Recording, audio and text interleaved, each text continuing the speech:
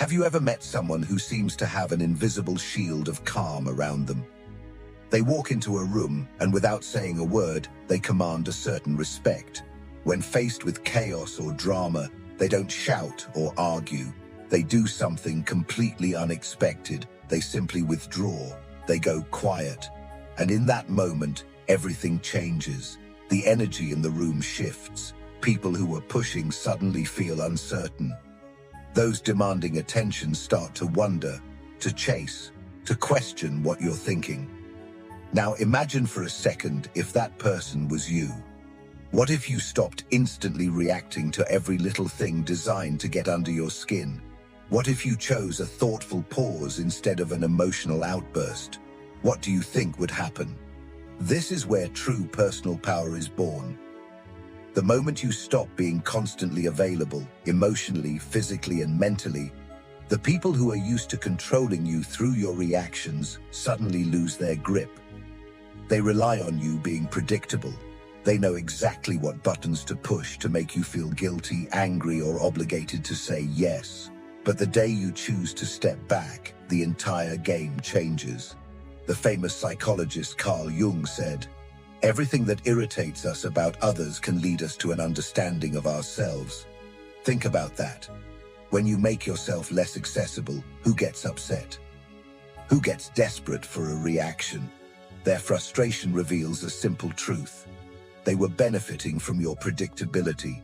For too long, you've been giving away pieces of yourself to keep the peace, to please others, and to avoid losing people who were never truly on your side.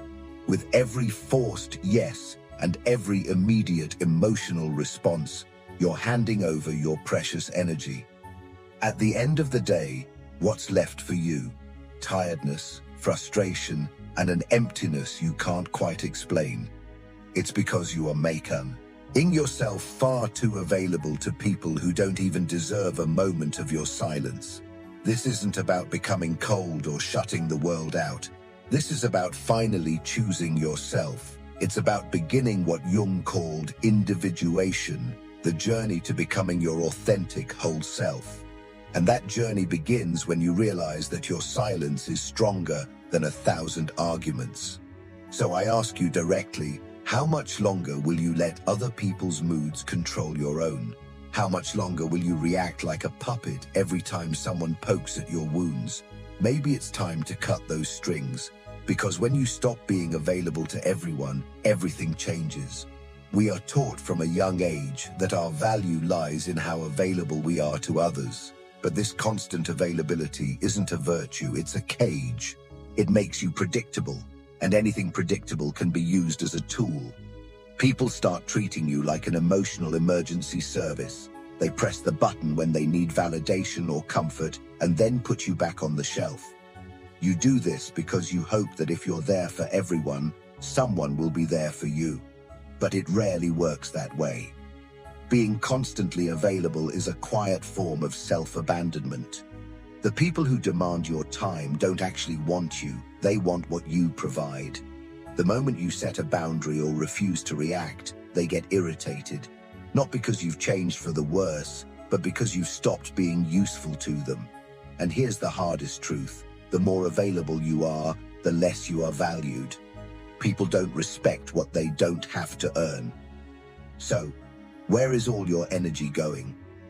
Jung saw our minds as energy systems. Every thought, emotion, and reaction consumes a part of that energy. The question is, are you choosing where your energy goes, or are you letting the world decide for you? Every time you get drawn into a pointless argument or defend yourself against silly criticism, you're wasting your inner strength. People who are emotionally drained are not weak. Their energy is just misdirected. This exhaustion makes you vulnerable, an easy target for manipulative or needy people who sense that you don't know how to protect yourself. True power isn't in reacting loudly, it's in choosing when and how to act. Start observing your triggers. What makes you react automatically? Those are the points where your energy is leaking. The goal isn't to become indifferent, but to become selective, to become the master of your own inner world. When you learn to conserve your energy, you break the negative projections others place on you. Opportunistic people don't need to yell to control you. They just need you to keep reacting in the same old way. They use you as a blank canvas for their own issues. That friend who only calls in a crisis, or the partner who always needs you to save them, they aren't relating to the real you. They are relating to the role you play. But when you stop reacting, the game breaks. When you respond with silence, when you withdraw instead of explaining yourself, their projections crumble. This is deeply unsettling for them because they are forced to look at themselves. Your unavailability becomes a mirror, and they don't like what they see. That's when the attacks may come, not because you are wrong, but because you stopped serving as their convenient escape. We live in a noisy world, but the greatest power lies in strategic silence. Not the silence of fear, but the conscious, lucid silence of someone in control. When you stop reacting, you start observing. You see the patterns, the games, the cycles of self-sabotage that were invisible before. Silence brings clarity. Have you noticed how people panic when you don't respond immediately? It's because your silence takes away their control over the narrative. As long as you're talking, you're in their game. When you're silent, you change the rules. But this path has a price. It will distance you from people who only valued the role you played. You might be called cold or selfish, but this is just the sound of people reacting to the fact that they can no longer use you. True maturity is learning that every word is an energy investment, and not everyone deserves access to your truth. So, how do you start? True transformation begins when you decide to become consciously unavailable. It starts with small actions.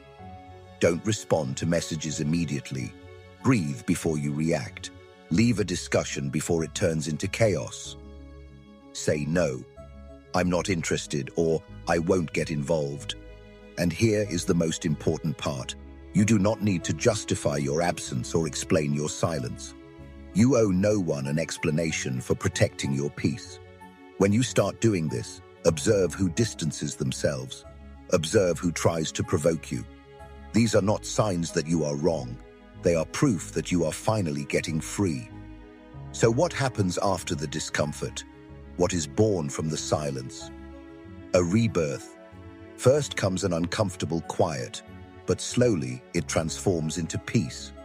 Then comes solitude, not the ache of loneliness, but the strength of being fully present with yourself. In that space, clarity replaces confusion, and a deep, unshakable strength replaces neediness. You stop being a reactor and become a creator of your own life. Yes, you will lose people, but you will find yourself. You will be misunderstood by some, but you will finally be respected, starting with the person who matters most, you. Because when you are no longer available for just anything, you become valuable, rare, and unforgettable. You start living a life where you only accept what resonates with your peace and your truth. If this message has reached you, it's because a part of you is ready for this change. Now tell me in the comments, are you willing to pay the price for your inner freedom? If you are ready to start this journey, join us. Comment, I choose my peace, to declare your intention. Subscribe to become part of a community that's choosing itself, and share this video to lift someone else up.